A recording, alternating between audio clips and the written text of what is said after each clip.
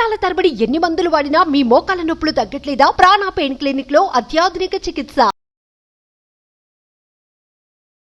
Welcome to Suman TV. నేను మీ Suman TV. చాలామంది భార్యాభర్తలకు వచ్చేటప్పటికి మనం చూస్తే కొన్నిసార్లు చిన్న చిన్న వాటికే గొడవలు పడుతున్నారేంటి అనుకునేటువంటి ఆలోచన వస్తుంది మనకి, అంటే మన కంటి ముందు కనిపించి. బట్ దాని వెనక ఎన్నో సంవత్సరాల నుంచి, ఎన్నో రోజుల నుంచి నిద్రలేని రాత్రులు కావచ్చు, కోపతాపాలు కావచ్చు, ఇరిటేషన్ కావచ్చు, ఆ రిలేషన్షిప్ మీద ఉండేటువంటి ఆ బాధ్యత ఏదైతే ఉందో అది బరువుగా అనిపించడం వల్ల కావచ్చు. కొంతమంది అంటే భార్య ఏం చేస్తుంది అని అంటే తాళిబొట్టు విసిరి కొట్టేస్తుంది మొహం మీద. దాన్ని అదునుగా తీసుకొని భర్త తాళిబొట్టు విసిరి కొడతావా అని చెప్పి నేను విడాకులు అప్లై చేస్తానని చెప్పేసి వెళ్తూ ఉంటారు కొంతమంది, అడ్వాంటేజ్ తీసుకుని సిచ్యువేషన్ని. అది ఎంతవరకు కరెక్ట్ అనేటువంటిది ఈరోజు మనతో పాటు హైకోర్టు అడ్వకేట్ రవీంద్రనాథ్ గారు ఉన్నారు. వారి మాట్లాడాలని తెలుసుకుందాం. Hello sir. హాయ్ అండి నాగరాజ్ గారు. వైఫ్ అండ్ హస్బెండ్ రిలేషన్షిప్లో గొడవ వచ్చినప్పుడు భార్యని కొంతమంది అడ్వాంటేజ్ తీసుకొని తాళిబొట్టు విసిరి కొట్టగానే మొహం మీద దాన్ని పెద్ద సీన్ చేసేసి గొడవ చేసి నా మనోవేదనది, నా మనోభావాలు దెబ్బతిన్నాయి, పద కోర్టుకి వెళ్దాము, విడాకులు తీసుకుందాం అని చెప్పేసి గగ్గులు పెడుతూ ఉంటారు కొంతమంది. అటువంటి వాటికి విడాకులు వస్తాయా? హిందూ మ్యారేజ్ యాక్ట్ దీనికి ఏం చెప్తోంది? తాలిబొట్టు విసిరి కొట్టడం వల్ల విడాకులు మంజూరు అవుతాయా? ఇది మీ సూటి ప్రశ్న నాగరాజ్ గారు. అయితే తాలిబొట్టు విసిరి కొట్టడం అన్నటువంటి ఏదైతే కాన్సెప్ట్, అసలు తాలిబొట్టు ఏంటి అంటే ఒక భార్యాభర్తల మధ్య ఒక వైవాహిక సంబంధం జరిగింది అనడానికి గుర్తు తాలిబొట్టు. మత సంప్రదాయం కావచ్చు, ఒక కస్టమ్స్, ఇట్స్ ఒక ట్రెడిషనల్ కస్టమ్స్ అది.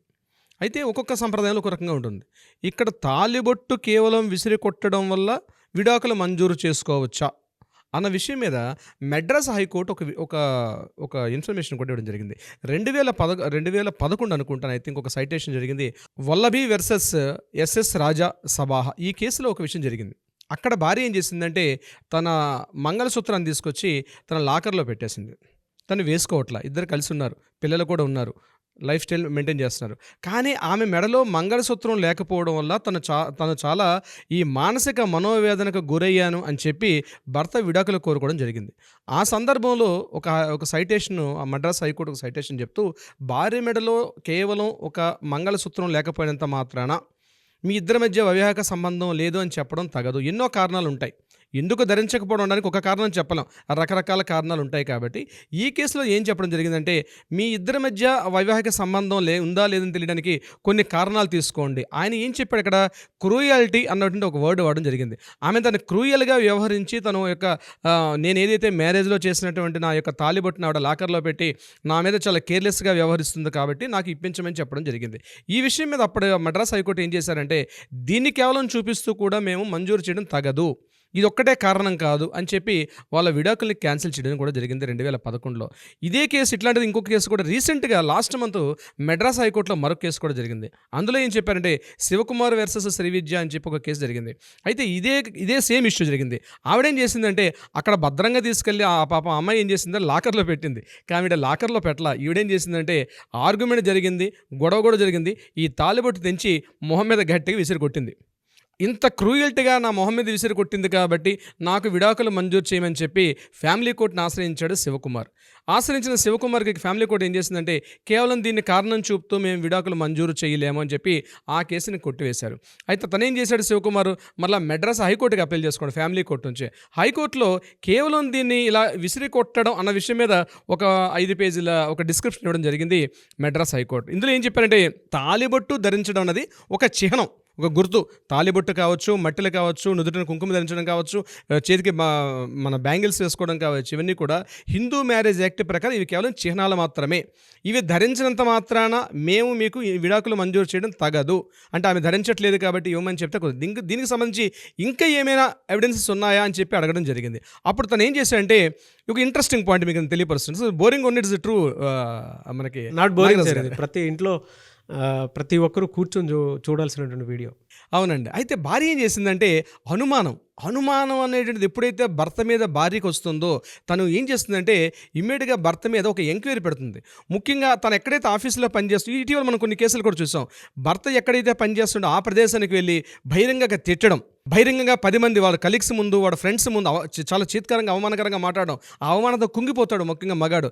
అది కాకుండా వీడికి ఆ యొక్క సహోద్యోగులు అంటే ఫ్రెండ్స్ ఎవరున్నారో ఆ ఫ్రెండ్స్ తోటి, నీకు పలానా అమ్మాయితో నీకు రిలేషన్ ఉంది, నీకు ఈ అమ్మాయితో రిలేషన్ ఉంది కాబట్టి అని చెప్పి చాలా గొడవ చేసి న్యూసెన్స్ చేసి ఇటీవల గడిచిన ఒక 1 monthలో మనం చాలా కేసెస్ మనం యూట్యూబ్లో కూడా చూస్తున్నాం. ఇట్లాంటి బహిరంగంగా జరిగాయి. ఇట్లాంటివన్నీ జరిగాయి. జరిగినప్పుడు దీని మీద కూడా చాలా మానసిక వేదనకు గురయ్యాడు ఆ వ్యక్తి. ఈ శివకుమార్ జరిగిన విషయంలో అదే. కేవలం ఈ విషయంలో ఇవ్వలేవు, ఇంకా ఏమైనా ఎవిడెన్స్ ఉంటే తీసుకురమ్మన్నప్పుడు అప్పుడు శివకుమార్ ఏం చేశాడంటే, నన్ను ఇలా నలుగురు మధ్యలో అతను అవమానం చేసింది, సెక్షన్ 13(1)IA అనేటువంటి ఒక సెక్షన్ ఉంటుంది. క్రూయాలిటీ, భార్య చేసినటువంటి క్రూయాలిటీ పనులు. అంటే ఈ వీడియో ద్వారా మనం తెలియపరచాల్సింది ఏంటంటే, మీకు ఏదైనా ఒక సందర్భంలో మీకు గొడవ ఉంటే మీరు కలిసి పరిష్కరించుకోండి. అంతేగాని భార్యలు ముఖ్యంగా చెప్తున్నాండి, మీరు బహిరంగంగా వెళ్ళి వాళ్ళ ఆఫీసు ముందుకు వెళ్ళి గట్టిగా గొడవ చేయడం కానీ, లేదా వాళ్ళ ఫ్రెండ్స్ ముందు పలానా వాళ్ళతో నీకు రిలేషన్షిప్ ఉందని చెప్పి గట్టిగా గొడవ చేయడం కానీ, ఇట్లాంటివి చేయడం వల్ల విడాకులు మంజూరవుతాయి. కానీ మీరు శిక్షకు కూడా గురయ్యే అవకాశం కూడా ఉంటుంది. ఎందుకంటే ప్రతి వ్యక్తి కూడా స్వేచ్ఛగా స్వాతంత్రంగా మనం ఉండాల్సిన హక్కు ఒకటి ఉంది. కాబట్టి ఆర్టికల్ 21 ప్రకారం దానిని కోల్పోయే రోజు నాడు ఒకవేళ లేడీస్ ఇట్లాంటి బహిరంగ చర్యలకు పాల్పడడం వల్ల డెఫినెట్గా మీకు విడాకులు మంజూరు అన్నది పక్కన పెడితే, ముందుగా మీ మీద శిక్షలు కూడా వేసే అవకాశం ఉంటుంది. ముఖ్యంగా స్త్రీ సహోదరులకు మనం చెప్పేది ఒకటే. కాబట్టి ఇటువంటి చర్యలకు మాత్రం దుశ్చర్యలకు మాత్రం పాల్పడకండి. అడ్వకేట్ని ఆశ్రయించండి, వివరంగా తెలియపరచండి. కావాలి ఇక్కడ హైకోర్టు ఒక నోటు కూడా చేయడం జరిగింది. ఏంటంటే చెప్పారంటే, ఇటువంటి కేసుల్లో చాలామంది ముఖ్యంగా స్త్రీలు తమ హక్కును పొందడం మర్చిపోయి పక్కవారి మీద పగా ప్రతీకారం తీర్చుకునే విషయంలోనే మాకు చాలా కేసులు వస్తున్నాయని మెడ్రాస్ హైకోర్టు ఒక కొటేషన్ కూడా చెప్పడం జరిగింది. ముఖ్యంగా ఈ ఫ్యామిలీ రిలేషన్ కేసెస్లో మాకు వచ్చే కేసులో చాలా వరకు ముఖ్యంగా స్త్రీలు తమ హక్కులు పొందడం కోసం మా దగ్గర రావట్లేదు, కేవలం పక్కవారి మీద పగా ప్రతీకారం తీర్చుకోవడం కోసం వస్తున్నారు అని చెప్పడం కూడా జరిగింది ఈ కేసు సంబంధించి. అందుకని బహిరంగంగా తిట్టడం, బహిరంగంగా కొట్టడం, పక్క వాళ్ళతో రిలేషన్షిప్ ఉన్నాయని చేయడం, దీనివల్ల పురుషుడు మానసిక వ్యాధికి గురవుతున్నాడు. అయితే ఇది కేవలం పురుషులకైనా కాదండి, బోత్ సైడ్స్ వర్తిస్తుంది.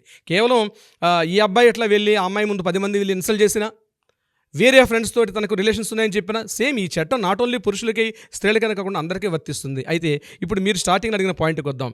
ఇక్కడ బహిరంగంగా తాళి తీసి విసిరేయడం వల్ల దీన్ని కేవలం చూపిస్తూ తీసుకోవచ్చా విడాకులు అంటే, ఇక్కడ మళ్ళీ కోర్టు మాట చెప్పింది, మేము ఇద్దరు వ్యక్తుల్ని చట్టం ద్వారా కూర్చోబెట్టలేం.